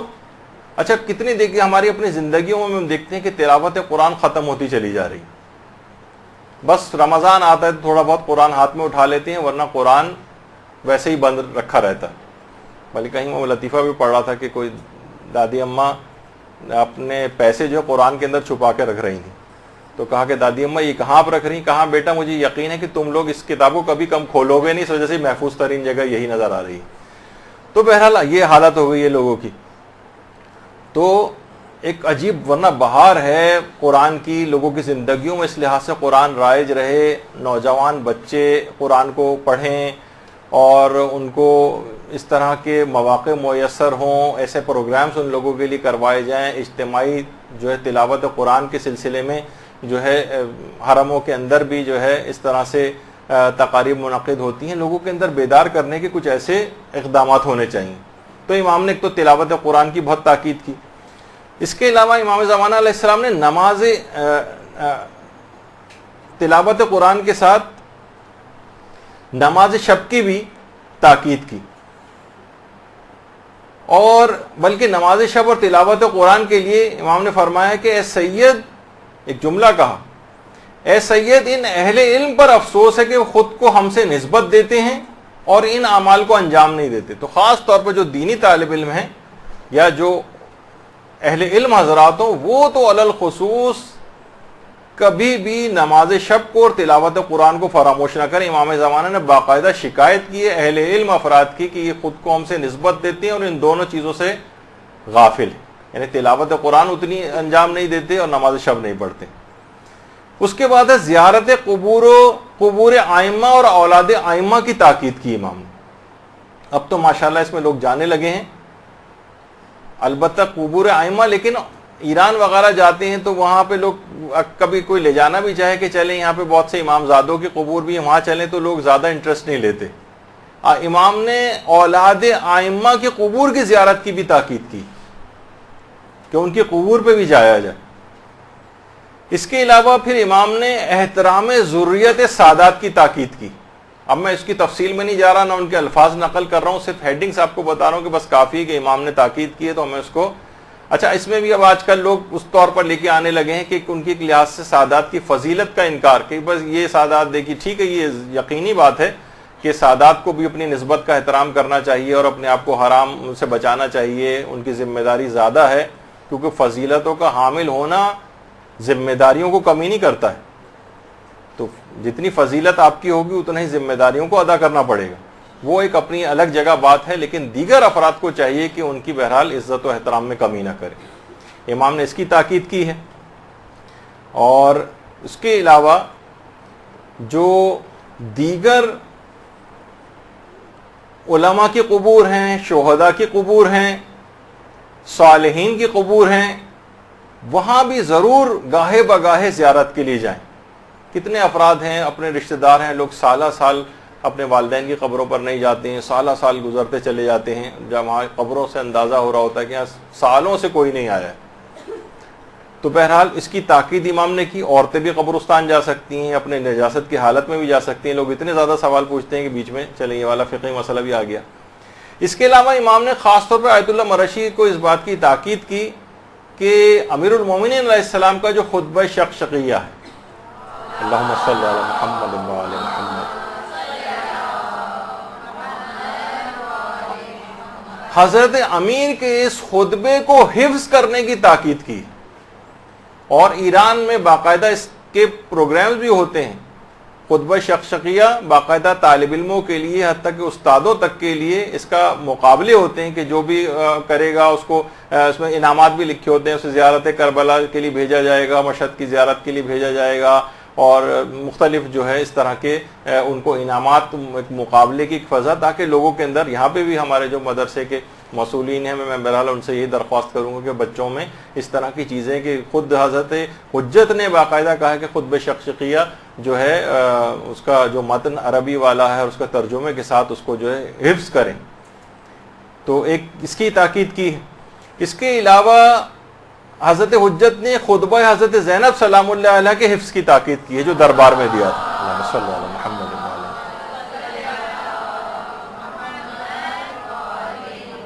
باقاعدہ مدارس میں مسئولین کو بچوں کو سلیبس میں شامل کر کے یہ چیزیں حفظ کروانی چاہیے۔ امام زمانے کی خواہش تھی کہ آیت اللہ مرشی نجفی تک سے یہ بات کہی، اور اسی طریقے سے امام نے خاص طور پر والدین کی خدمت کی تاکید کی ہے، خواہ وہ زندہ ہوں یا مر گئے ہوں۔ اب مرنے کے بعد خدمت کیسے ہوگی؟ یقیناً ان کے واجبات کو انجام دینا، ان کے لیے دعائے خیر کرنا، ان کے لیے تلاوت قرآن کرنا، ان کے لیے اعمال صالحہ انجام دینا، ان کے لیے حج و عمرہ و زیارات کا ثواب کو ہدیہ کرنا وغیرہ وغیرہ، جتنی بھی چیزیں خواہ زندہ ہوں خواہ انتقال کر گئے ہوں، خاص طور پر تاکید کی ہے۔ اور ایک اور چیز جس کا آج کل بڑا مذاق اڑایا جانے لگا ہے، امام زمانہ علیہ السلام نے آیت اللہ مرشی سے کہا کہ ایک عقیق جس پر 14 معصومین کے نام کندہ کیے جائیں، اور اس کو میت کے منہ میں رکھنے کی تاکید کی، اور الحمدللہ مدرسے کو بھی افتخار رہا ہے کہ باقاعدہ ہم نے اس میں اپنے کفن بیگ کے اندر عقیق کے اوپر باقاعدہ پرنٹنگ کروا کے ائمہ کے نام اور وہ اس میں، تاکہ مردے کے منہ میں رکھا جا سکے۔ اور اس چیز کو آغا سیستانی نے بھی، اور جتنے مراجع جنہوں نے العروۃ الوثقی پہ حاشیہ لکھا ہے، سب نے اس کی تاکید کی اور عروہ کے اندر اس کو جو ہے نقل کیا۔ امام زمانہ نے الگ سے آیت اللہ مرشی کو اس بات کی تاکید کی تھی کہ، اور ابھی بھی کسی کو چاہیے تو ہمارے یہاں مدرسے سے اویلیبل ہوتا ہے، کوئی الگ سے کسی کے پاس کفن موجود بھی ہے تو الگ سے بھی عقیق لے سکتا ہے۔ اچھا، پھر اس کے بعد امام زمانہ علیہ السلام نے نماز جماعت میں شرکت کی تاکید کی، اس میں بھی جتنی ممکن ہو سکے، اور بہرحال کچھ ایسے انتظامات مساجد کے اندر کرنے چاہیے کہ بہت زیادہ گھنٹہ بھر ایک مسجد کے اندر نماز کے اوقات میں لگ جاتا ہے، تو لوگ عام طور پر اس وجہ سے بھی اس میں شریک نہیں ہو پاتے ہیں۔ جس قدر ممکن ہو اختصار کے ساتھ، ایران میں اس طرح سے ہوتا ہے کہ بس اختصار کے ساتھ نماز ہوئی اور ختم ہو گئی، تاکہ لوگ آرام سے آ جا سکیں، گھنٹہ بھر نہ لگے، تاکید کی۔ اس کے علاوہ امام نے فقہ، حدیث اور تفسیر قرآن کے مطالعے کی تاکید کی۔ روزانہ کی بنیاد پر فقہی مسائل، احادیث مبارکہ، تفسیر سے ایک نہ ایک صفحہ آپ ضرور پڑھنے کی عادت ڈالیں، امام زمانہ کی خواہش ہے، امام زمانہ ہم سے یہ چاہتے ہیں۔ اس کے علاوہ امام نے نہج البلاغہ اور صحیفہ کاملہ کا مطالعہ کرنے اور اس کی دعاؤں کو حفظ کرنے کی تاکید کی۔ مثلا بچوں کو واقعتاً دعائے عافیت ہے، والدین کے حق کی دعا ہے، یا جو بڑے ہو گئے ہیں ان کے لیے اپنی اولاد کے حق کی دعا ہے، موت کو یاد کرنے کے لحاظ سے ایک دعا ہے۔ کتنی صحیفہ کاملہ کے اندر اگر آپ دیکھیں، نہج البلاغہ کے اندر کلمات قصار، کتنے قیمتی امام کے جملے اس کے اندر ہیں۔ باقاعدہ کورس سلیبس کے اندر یہ چیز شامل ہونی چاہیے، ان دعاؤں کو باقاعدہ۔ بچے آپ دیکھیں کتنے بڑی بڑی چیزیں، اتنی موٹی موٹی کتابیں پوری حفظ کر لیتے ہیں، تو یہ ایک دو صفحے کی چیزیں، دعائیں نہیں یاد کر سکتے، وہ بالکل کر سکتے ہیں، بس ہم اس میں دلچسپی نہیں لیتے۔ اچھا، اس کے بعد واقعہ بڑا تفصیلی ہے، بہرحال آخر میں آیت اللہ مرشی نجفی نے کہا کہ مولا مجھے کچھ دعا دیجیے اس ملاقات میں۔ امام علیہ السلام نے پھر آیت اللہ مرشی نجفی کے لیے دعا کی اور اپنے دستے دعا کو بلند کیا، اور یہ دعا دی کہ پروردگارہ تجھے اپنی پیغمبر اور ان کی آل کا واسطہ اس سید کو دین کی خدمت کی توفیق عطا فرما۔ دین کی خدمت کی توفیق، یہ سب سے پہلی دعا آیت اللہ مرشی نجفی کو امام زمانہ علیہ السلام نے دی، اور اسی دعا کے نتیجے میں آیت اللہ مرشی نجفی نے قم کے اندر ایشیا کی سب سے بڑی لائبریری کو قائم کر دیا.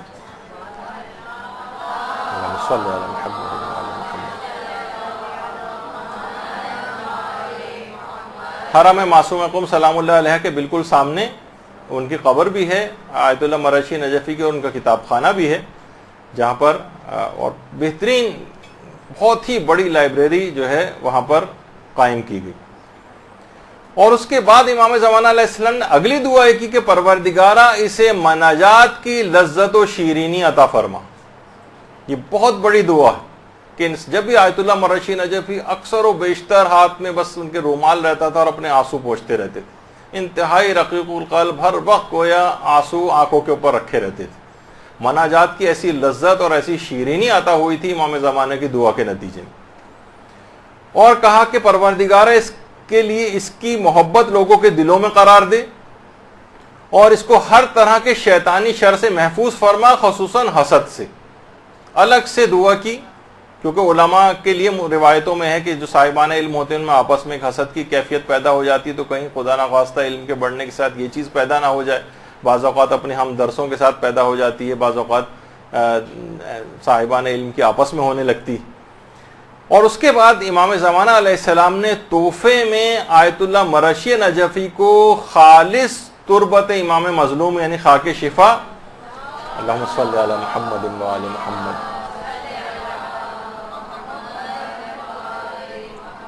ایسی خالص تربت امام مظلوم دی کہ جس کے ساتھ کوئی اور خاک مخلوط نہیں تھی, بالکل خالص. آیت اللہ مرشی نجفی پوری عمر جب تک زندہ رہے اس خاک شفا کو اپنے جسم کے ساتھ لگا کر رکھتے تھے اور وصیت کر کے گئے تھے مرنے کے بعد میری قبر میں اس خاک شفا کو ڈالا جائے. آیت اللہ مرشی نجفی جس وقت قبر میں لٹایا گیا تھا ان کو اس کے بعد وہ خاک شفا ان کے چہرے کے سامنے اور ان کے گال کے نیچے اس خاک شفا کو رکھا گیا تھا. اور آیت اللہ مرشی نجفی نے صرف امام مظلوم کی نہیں بلکہ جتنے بھی ائمہ اطہار تھے ان سب کی قبور کی مٹی اپنی پوری زندگی میں مختلف کاوشیں کر کے جمع کی تھی. اور اس کے علاوہ آیت اللہ مرشی نجفی کو امام زمانہ علیہ السلام نے ایک عقیق کی انگوٹھی بھی تحفے میں دی تھی. اللہم صلی علی محمد و آل محمد. آیت اللہ مرشی نجفی اس عقیق کی انگوٹھی کو بھی ہمیشہ اپنے ساتھ رکھتے تھے اور کہتے تھے میں نے اس عقیق میں بہت ہی زیادہ آثار بزرگی اور کرامات کو مشاہدہ کیا.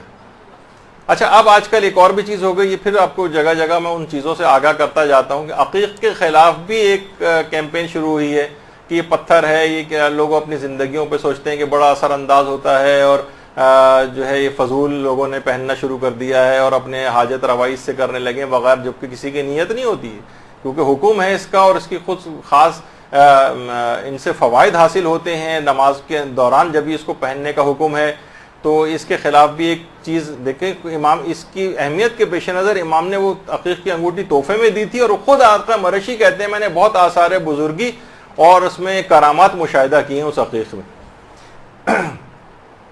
تو اس لحاظ سے امام کی ان تمام جو آقا مرشی کو کی وصیتیں, اس کے علاوہ بھی ائمہ کی مختلف توقیات کے اندر بھی بہت ساری وصیتیں, خاص طور پر امام زمانہ علیہ السلام جو ہیں وہ نمازوں کو اول وقت میں پڑھنے کی بہت تاکید کی ہے اور فجر کی نماز کے لیے خاص طور پر اس شخص کو ملعون قرار دیا جو اتنی تاخیر کر دے کہ جس میں روشنی نمودار ہو جائے اور آسمان کے تارے جو ہے وہ غروب ہو جائیں یا نظر نہ آئیں. تو بہرحال آسمان سے تارے اس طرح سے اگر غائب ہو جائیں تو نمازوں کو اول اوقات میں پڑھنے کی بہت تاکید کی ہے. اور اس کے علاوہ امام زمانہ علیہ السلام خمس دینے کی بھی تاکید کرتے ہیں بلکہ رہنمائی تک لوگوں کی ہے, کیونکہ دیکھیے اس کے اندر خود آپ کا فائدہ ہے, امام کا فائدہ نہیں. خود امام نے ایک موقع پہ کہا بھی ہے بلکہ کہ ہم تم لوگوں کے بھیجے ہوئے اموال کو صرف اس لیے قبول کرتے ہیں تاکہ تم لوگ پاک ہو جاؤ, تاکہ تم لوگ پاک ہو جاؤ. جو چاہے ہمارے پاس اپنے اموال بھیجے, جو چاہے نہ بھیجے, جو کچھ ہمارے پاس بھیجتے اس سے ہمارے پاس اس سے کہیں بہتر ہے جو اللہ نے ہم کو عطا کیا. تو یہ نہیں سوچیں کہ امام کے پاس بھیجنے سے یا ان کے نائبین مراجع کے پاس بھیجنے سے آپ نے بہت بڑا کوئی احسان کر دیا ہے ان کے اوپر. خود ہمارے اموال پاک ہوتے. امام باقاعدہ رہنمائی تک کرتے. کتنے واقعات ملتے ہیں, آیت اللہ بہجت کے فرزند علی بہجت جو ان کی اس برابر میں بیٹھے ہوئے ہیں، انہوں نے خود ایک واقعہ نقل کیا ہے. کہہ رہے میرے والد کے انتقال سے سال بھر پہلے ایک فون میرے پاس آیا اویسی نام کا، اویسی، اور اس نے فون کیا اور کہا کہ ڈینمارک سے ایک شخص ہے جو کہ آغا بہجت سے ملاقات کرنا چاہتا ہے. انہوں نے کہا بھائی ملاقات تو آغا بہجت کرتے ہی نہیں، عام طور پر ممکن نہیں ملاقات. کہا کہ نہیں، وہ کچھ شرعی رقوم ان کو دینا چاہتا ہے. تو انہوں نے کہا کہ شرعی رقوم دینا چاہتا ہے تو ٹھیک ہے، بینک کے ذریعے بھیج دے. کہا کہ نہیں، وہ اپنے ہاتھ سے آغا بہجت کو دینا چاہتا ہے اور اس بات میں ایک راز ہے. بہرحال اس نے بڑا اصرار کیا. تو انہوں نے کہا بس ایک ہی چیز ممکن ہے کہ جب جمعے کی نماز کے لیے مسجد آتے ہیں آغا، تو اس وقت ان سے ملاقات کر لو اور اسی وقت اپنے ہاتھ سے دے دینا. تو کہہ رہے ہیں کہ آیت اللہ بہجت کے بیٹے علی جو ہیں وہ فرماتے ہیں کہ جب وہ شخص آیا تو دیکھا کہ 50 سال کا ایک عراقی شخص تھا. آیت اللہ بہجت مسجد کے اندر نماز پڑھانے کے لیے آئے اور نماز پڑھا کے جب واپس جانے لگے اپنے کمرے کی طرف جو برابر میں ہی تھا، تو اس نے ہاتھ بڑھا کے ان کو جو شرعی رقم دینی تھی وہ دے دی. آغا بہجت نے ظاہر ہے وہ دیکھتے بھی نہیں تھے لوگوں کی طرف، اور وہی اپنی بے نیازی سے انہوں نے رقم دوسرے کے حوالے کی. اس کے بعد اپنے کمرے میں چلے گئے. تو اس شخص نے آغا بہجت کے بیٹے علی بہجت سے کہا کہ میں 14 گھنٹے کی فلائٹ سے یہاں پر آیا ہوں. تو انہوں نے کہا بھائی آپ کو آنے کی کیا ضرورت تھی، آپ آن لائن بینک ٹرانسفر وغیرہ کر سکتے تھے. کہا کہ آپ مجھے عام آدمی نہ سمجھیں، میں ڈینمارک اور سویڈن میں میرے 5 سپر اسٹورز ہیں، بہت امیر آدمی ہوں. اچانک سے ایک دن مجھے اس بات کا احساس ہوا، میں نے بچپن میں کہیں سنا ہوا تھا کہ اموال کے اوپر خمس واجب ہوتا ہے. پھر کافر دنیا میں چلا گیا، میں بہت وہاں پیسے کمائے. اب سوچا کہ مجھے اپنے مال سے خمس ادا کرنا چاہیے، لیکن میں کسے دوں. بہرحال زمانے کے امام کی محبت بھی میرے دل میں تھی، اتنی زیادہ اس کی معلومات نہیں تھی، تقلید وغیرہ بھی نہیں کرتا تھا. اس نے امام زمانہ علیہ السلام کو پکارا اور کہا کہ مولا مجھے اپنے مالی واجبات میں سے خمس ادا کرنا ہے، آپ میری رہنمائی کریں کہ میں یہ پیسے کس کو دوں. اچھا کہنے لگا 2 مہینے اسی طرح سے گزر گئے اور امام کی طرف سے کوئی ایسی بات نہیں سامنے آئی، یہاں تک کہ میرا دل بہت بھر آیا، میں بہت پھوٹ پھوٹ کر رویا کہ مولا آپ نے اس کافر ملک میں مجھے تنہا چھوڑ دیا، آپ کیوں میری رہنمائی نہیں کرتے. کہہ رہے اچانک سے بہت واضح آواز میں نے ایک آواز سنی بہت واضح طور پر، اور کہا کہ اسے ہمارے نائب تقی بہجت تک پہنچا دو. اللہم صلی علی محمد. وہ فرماتے ہیں کہ اس شخص نے کہا کہ میں اس نام سے واقف ہی نہیں تھا، میں تقلیدی کو نہیں جانتا تھا، تقی بہجت کون ہے میں واقف نہیں تھا. بہرحال میں نے لوگوں سے پوچھا تو معلوم ہی چلا کہ ایران میں ایک مجتہد ہے جن کا نام تقی بہجت ہے. تو اس لحاظ سے میں یہاں پر آیا ہوں کہ امام زمانہ نے خمس دینے کے لیے ان تک پہنچانے کی تاکید کی. تو بہرحال لوگ اب اس طرح، یہ تو ایک اس طور پہ بات تھی، لوگ اس سے کوئی سوء استفادہ نہ کریں کہ ٹھیک ہے ہم کوئی عمل کر کے کس تک خمس پہنچائیں، جب تک ہمیں کوئی نہیں ہوگا تب تک ہم کسی کو نہیں دیں گے. وہ تو اپنے شرعی وظیفے پہ ہمیں عمل کرنا ہے کہ اپنے مرض تقلید تک پہنچانا ہے. لیکن اس میں بات بتانے کی تھی کہ واقعتاً اگر کوئی شخص تڑپ رکھتا ہو اور امام زمانہ کو کسی بھی جگہ پکارے، خواہ کسی کافر ملک میں پکارے، خواہ اتنی معلومات رکھنے والا آدمی بھی نہ ہو، خواہ وہ تقلید بھی نہ کرتا ہو، تب بھی امام زمانہ اس کی تڑپ کو دیکھتے ہوئے اس سے ملاقات کرتے ہیں، اس کی رہنمائی کر دیتے ہیں. تو یہ اب ایک چیز ہے کہ دیکھیے جب ہی ہے کہ ان تمام چیزوں میں اعمال کو انجام دینا ہے، خمس دینا ہے، اعمال جتنے بھی اس سے پہلے بتائیں، تلاوت قرآن کرنی ہے، نمازوں کو اول اوقات میں کرنا ہے، والدین کی خدمت کرنی ہے، جو سب کرنے والے کام. جب بھی رہبر معظم آیت اللہ خامنہئی کا ایک جملہ بڑا مشہور ہے، وہ کہتے ہیں انتظار فرج کوئی خیالی چیز نہیں، یہ عمل سے عبارت، یہ عملی چیز ہے. انتظار فرج کے معنی نہیں کہ آپ بستر کے اوپر لیٹ کے بس بیٹھے انتظار کر رہے ہیں کہ امام کب آئیں گے، اس دوران ٹی وی وغیرہ بھی دیکھ رہے ہیں، چینل وینل تبدیل کر رہے ہیں اور جو ہے کہہ رہے ہیں کہ ہم انتظار کر رہے ہیں. نہیں، ایک انتظار فرج کوئی خیالی اور تصوراتی چیز نہیں جیسے کہ لوگوں نے سمجھ لیا، یہ ایک عملی چیز ہے، عملی. اچھا اب جب عمل کریں گے تو کیا عمل کرنا ہے وہ بھی امام زمانہ نے خود ہی بتایا کہ ہم سے محبت کا مقصد واضح سنتوں پر عمل کی بنیاد پر ہونا چاہیے. بے شک ہم نے تمام ضروری نصیحتیں کر دی ہیں، خدا ہم پر اور تم سب پر گواہ. یعنی آئمہ نے اور دیگر معصومین نے خود امام زمانہ نے سب کچھ بتا دیا. ساری شریعت آپ کے پاس ہے, ساری چیزیں. ہم سے محبت کا مقصد, تو امام فرماتے ہیں کہ ہم محبت صرف محبت اور ان سے عقیدت کا اظہار کرنا اور بس جھکے چلے جانا ان کے نام پر, یہ نہیں. محبت کا مقصد فرماتے ہیں واضح سنتوں پر عمل کی بنیاد ہونا چاہیے. یعنی عمل نظر آنا چاہیے, واجبات پر عمل, مستحبات پر عمل, حرام کاموں سے اپنے آپ کو بچانا جو ہے یہ ہونا چاہیے. اور امام کو دو چیزیں ایسی ہیں کہ جو خود امام فرماتے ہیں کہ میں شدید اذیت میں مبتلا ہوتا ہوں ان دو چیزوں سے, اس سے اپنے آپ کو بچانا, حماقت اور جہالت. باقاعدہ روایت میں امام نے خود فرمایا کہ ہمیں شیعہ قوم کے جوہلا اور بیوقوفوں نے اور ایسے لوگوں نے جن کے دین کے مقابلے میں مچھر کا پر بھی بھاری ہے شدید اذیت پہنچائی. اس کا مطلب ہے کہ امام کو جہالت اور حماقت اس سے شدید نفرت. جہالت کیسے دور ہوگی اس کا بھی امام نے طریقہ بتایا ہے کہ ہماری غیبت میں ہمارے حدیث کے راویوں یعنی ان فقہا کی طرف رجوع کرو. یہ لوگ میری طرف سے تم پر حجت ہیں, میں خدا کی طرف سے ان لوگوں پر حجت ہوں. یعنی جہالت سے آپ کو نجات کون دلائے گا؟ مراجع کرام دلائیں گے. ہر عمل سے پہلے ان کے فرمودات, ان کے فتاوے جن کی بھی آپ تقلید میں ان کے دیکھیں, ان کے مطابق عمل کریں. امام زمانہ کی ہدایت پر یہ عمل ہے.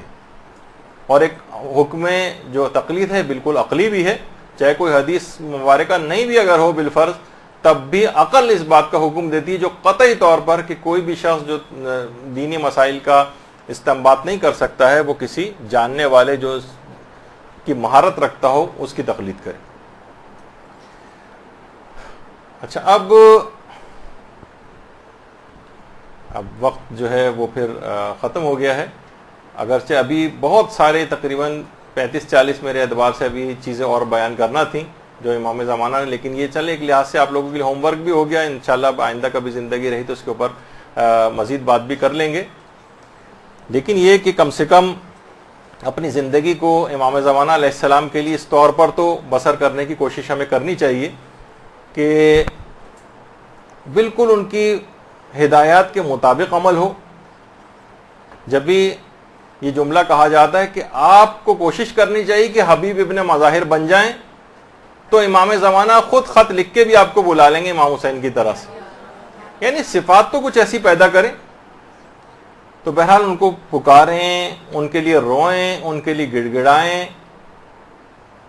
تو بس اس شعر پہ اختتام کرتے ہیں اپنا, امام زمانہ کو یاد کرتے ہوئے کہ اے اب تیرے ہجر میں اے فہم و ذکا کے یوسف, کتنی آنکھیں ہیں جو یعقوب ہوئی جاتی ہیں. وصلی اللہ علی محمد وآلہ الطیبین الطاہرین. برحمتك يا أرحم الراحمين وصلى الله على محمد وآله